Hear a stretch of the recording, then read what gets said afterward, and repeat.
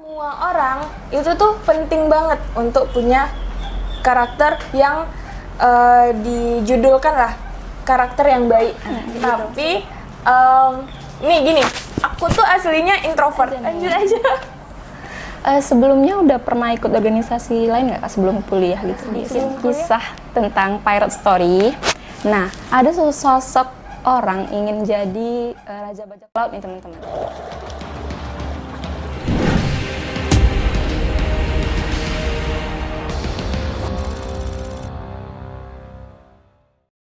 Halo Sobat LKS semuanya, kembali lagi di LKS episode 4.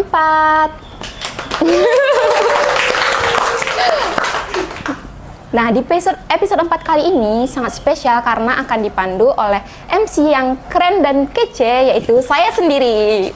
Tangannya dong! Nah, di episode spesial kali ini kita juga kedatangan tamu yang sangat fenomenal nih teman-teman, yang sangat mengguncangkan negeri FKP. Mari kita sambut Kak Azza Grevina. Halo semua. Sebenarnya aku MC di LKS biasanya, tapi sekarang aku jadi pemateri. Oh iya Kak, kita sekarang how do you feel nih Kak? Gimana perasaan Kakak sekarang duduknya tuh di kursi bintang tamu, bukan di kursi wawancara? Rasanya sama, deg-degan. Deg-degannya beda, jujur. Karena kalau misalnya kita duduk di kursi MC-nya nih, hostnya, biasanya kita yang nanya kan ke pematerinya. Nah sekarang kita yang ditanya tuh kayak, aku harus jawab apa ya? Gitu, deg-degan. Real guys. Nah, yang pertama kegiatan Kakak nih Kak, kan udah semester 5 nih. Kira-kira apa aja tuh kegiatannya? Kegiatan kalau sekarang di semester 5 ini pasti akademiknya jalan ya, akademik jalan, dan sekarang lagi nyusun TA. Doain ya guys ya supaya lancar. Nah, terus juga sekarang masih di organisasi, masih di BEM, alhamdulillah masih diamanahkan jadi kadis kaderisasi 2023 ini. Ya mungkin cukup sampai sini aja sih, kalau organisasi nggak nambah periode lagi. Kalau selain BEM ada ikut yang lain nggak? Selain BEM, jujur kakak nggak. Kakak juga sebetulnya baru organisasi baru di kuliah ini dan cuman di BEM doang. Karena kita juga jadwalnya padat merayap ya, jadi kakak belum kepikiran untuk join di organisasi lain gitu. Gitu teman-teman. Nah, kakak kan kaderisasi ya? Berarti seorang pemimpin kan? Nah, menurut kakak nih gimana, seberapa penting sih karakter seorang pemimpin gitu dalam organisasi? Oke, kalau dibilang karakter, mungkin kalau karakter semua orang itu tuh penting banget untuk punya karakter yang dijudulkan lah karakter yang baik. Gitu. Semua orang tuh pasti harus punya itu. Tapi di sini kita bahasnya sebagai pemimpin. Kayak mana ya, menurut kakak yang kakak jalani selama satu periode ini nih sebagai pemimpin, wajib banget seorang pemimpin tuh punya karakter-karakter seperti yang kayak dia harus tanggung jawab, dia harus adil nih sama anggota-anggotanya, dia harus berlaku jujur, dia juga harus tenang. Tenang ini di semua kondisi pemimpin tuh wajib banget tenang. Karena kalau misalnya pemimpinnya nggak tenang, pasti bakal berdampak ke bawahnya. Tuh. Paling penting itu sih tadi yang bertanggung jawab itu. Itu ya Kak? Ya, itu yang paling penting ya. Yang paling penting ya. Nah, Kak Azra ini kan dikenal sebagai orang yang punya aura positif ya nggak teman-teman? Ya kan? Nah, gimana sih Kak membangun aura yang positif kayak gitu? Kalau nengok Kakak tuh, happy aja gitu nengoknya. Jadi sebetulnya kita nggak happy banget ya di real life gitu. Tapi nih gini, aku tuh aslinya introvert. Walaupun orang-orang pada bilang kayak, introvert, enggak. Mu tuh ekstrovert, kayak energinya menggebu-gebu. Orang bilangnya kayak gitu. Padahal aslinya enggak. Tapi aku mencoba memberikan energi positif ini supaya aku nggak kehilangan energiku. Jadi aku punya energi positif, aku bagikan ke orang memiliki energi positif itu bakal nge-charge lagi ke aku gitu. Itu tuh tipsnya kayak gitu. Jadi kayak ibarat gini, kalian bikin orang bahagia, kalian bikin orang senyum, pasti kalian merasanya juga bahagia kan gitu. Kalau misalnya kalian bikin orang nangis, pasti kalian juga sedih kan. Itu dia. Kalian harus memberikan apa yang kalian terima. yang ingin kalian terima juga. Gitu. Ups. Mayul. Nah, kakak di sini ngekos kan kak? Iya ngekos. Pernah ngerasain homesick nggak? Homesick, sejujurnya kalau dibilang homesick pasti setiap anak kos pernah ya, setiap orang yang jauh dari rumahnya pernah. Tapi kalau kakak enggak homesick banget, karena juga rumah kakak dekat, cuman 2 jam aja nih dari Pekanbaru. Tapi tetap kalau homesick tuh mungkin pas memang betul-betul udah capek sama kuliah, itu tuh bakalan kayak aduh rasanya pengen pulang, pengen ketemu mama gitu. Itu sih. Jadi tentang keluarga gitu ya. Kalau BEM itu gimana sih menurut kakak, apa sih arti BEM gitu menurut kakak? Ini jujur sih ya, arti BEM tuh bener-bener kayak aku sih sayang itu sama BEM. Ini jujur aku sih sayang itu sama BEM. Ini bener nih. Walaupun di BEM itu tuh betulan secapek itu dan semenguras tenaga itu di BEM. Tapi aku sayang itu sama BEM karena gini, yang kayak aku bilang tadi, aku orangnya introvert kan, aku introvert. Pas kuliah itu aku tuh berpikir seperti kalau misalnya aku diem di zona nyaman aku nggak bakal jadi apa-apa, aku nggak bakal berkembang. Oprek waktu itu magang, aku juga ikut magang, aku coba dulu. Pas di magang aku nggak dapat outputnya karena waktu itu juga online kan, aku belum dapat outputnya. Aku coba ikut oprek periode 2022. Aku coba di situ, aku tuh baru kayak kenal orang-orang di sini karena ya aku aslinya tuh nggak pandai untuk making friends gitu, membuat teman tuh nggak bisa. Tapi pas aku masuk sini, aku jadi punya banyak teman, mulai dari angkatan 19, 20, 21, 22 sampai 23 sekarang pun ada kenal gitu kan. Itu tuh kayak seberharga itu nih aku masuk BEM. Itu relasi itu betulan ada guys. Terus juga aku jadi tahu kayak oh ternyata organisasi itu seperti ini ya. Kita punya cara-cara, kita punya metode-metode kerja yang itu tuh bisa kita terapkan di luar, bukan cuma di organisasi ini aja. Itu juga, terus juga seneng bangetnya itu yaitu tadi kita punya banyak teman, terus kita jadi punya tempat cerita tuh banyak, punya tempat temen bercanda itu banyak. Itu jadi we love you guys. Kok we love you? I love you guys. I love you guys. Mau minum dulu kak? Enggak, lanjut aja nih. Lanjut aja. Sebelumnya udah pernah ikut organisasi lain nggak kak sebelum kuliah gitu? Sebelum kuliah, kalau organisasi pramuka termasuk organisasi nggak? Termasuk kan ya, termasuk ya.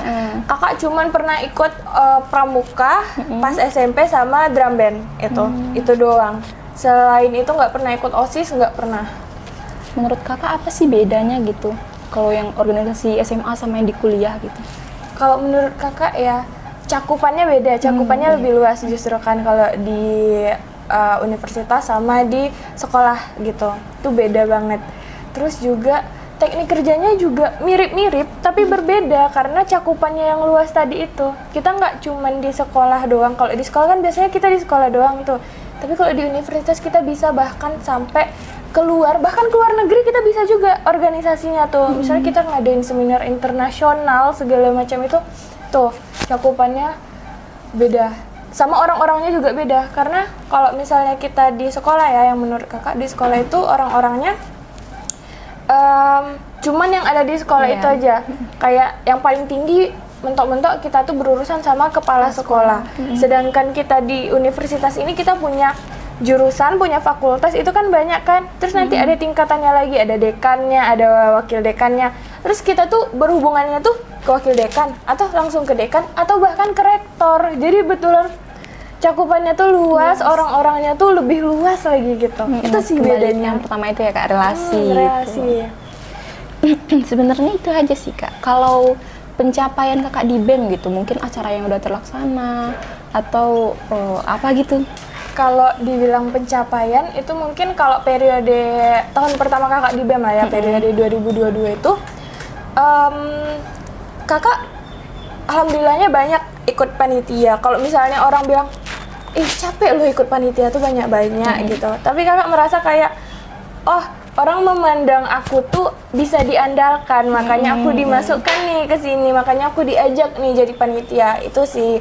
Terus aku juga kena kutukan anak acara ya, dimana aku setiap panitia masuknya ke anak acara. Itu tuh di periode kedua ini aku mungkin aku naik jadi kadis.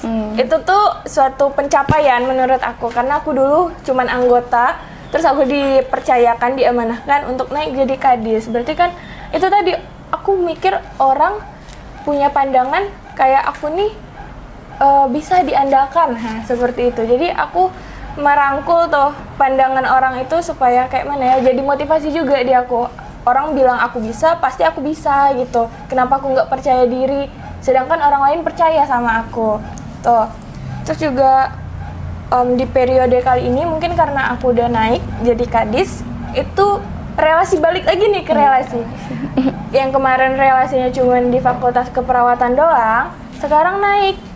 Jadi mungkin aku ada kenal jadinya dari beberapa fakultas di Unri ini. Yang kita tahu kan fakultas kita jauh ya dari fakultas lain gitu.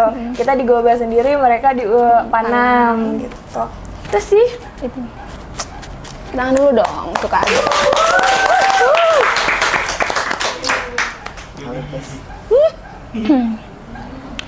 Nah, terus nih Kak, gimana sih pemimpin yang ideal gitu menurut Kakak? Kalau menurut kakak, pemimpin yang ideal itu, pemimpin itu kan yang dia tuh orang yang berpengaruh, bisa mempengaruhi orang kan gitu. Pemimpin yang ideal menurut kakak itu pemimpin yang adil sih. Kalau misalnya dari semua sikap tuh kakak milih pemimpin yang adil.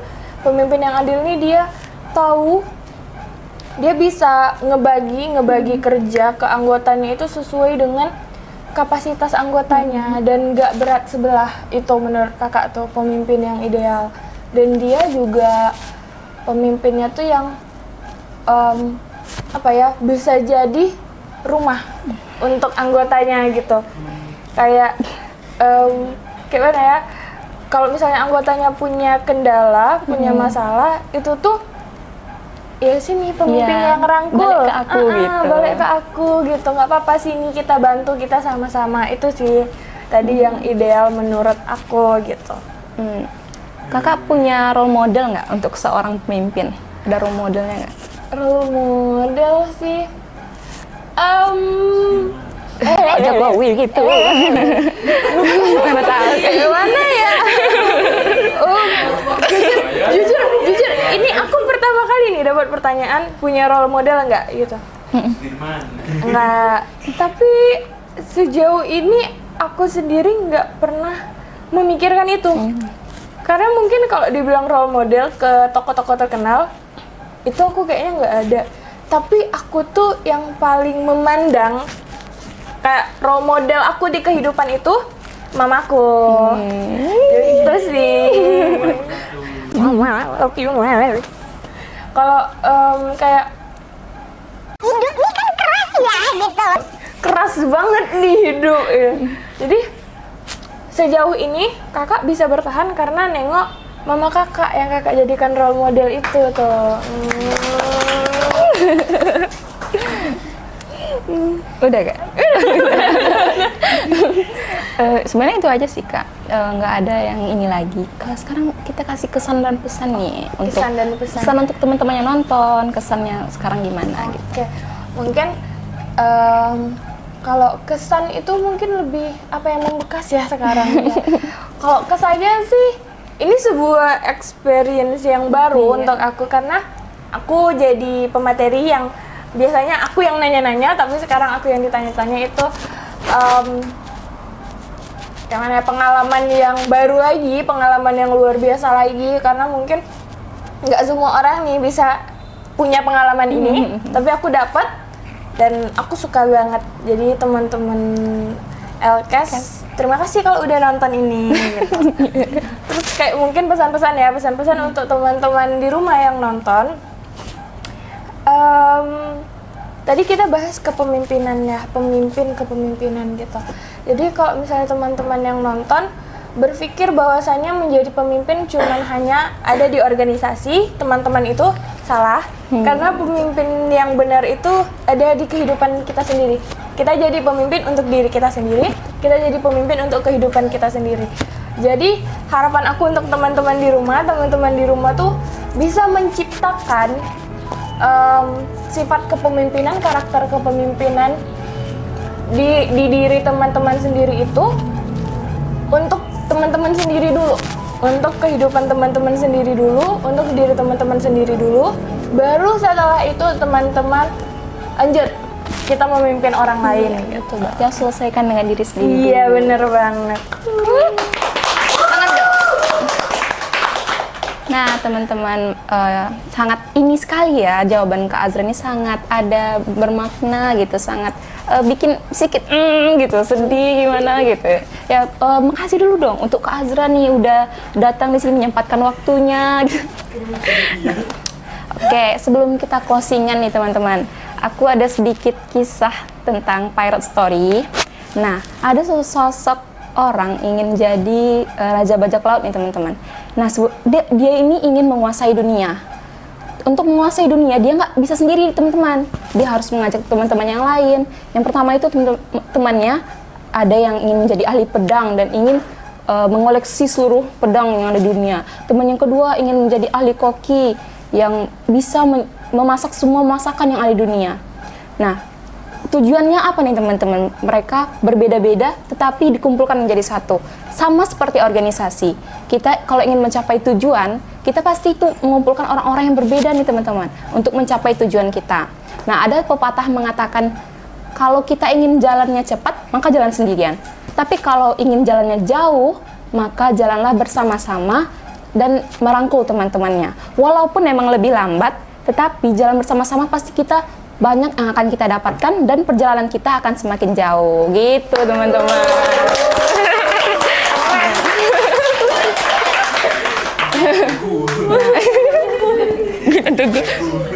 Oke teman-teman, itu aja LKS episode 4 kali ini.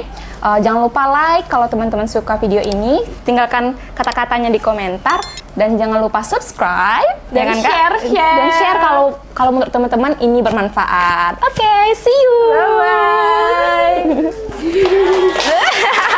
bye.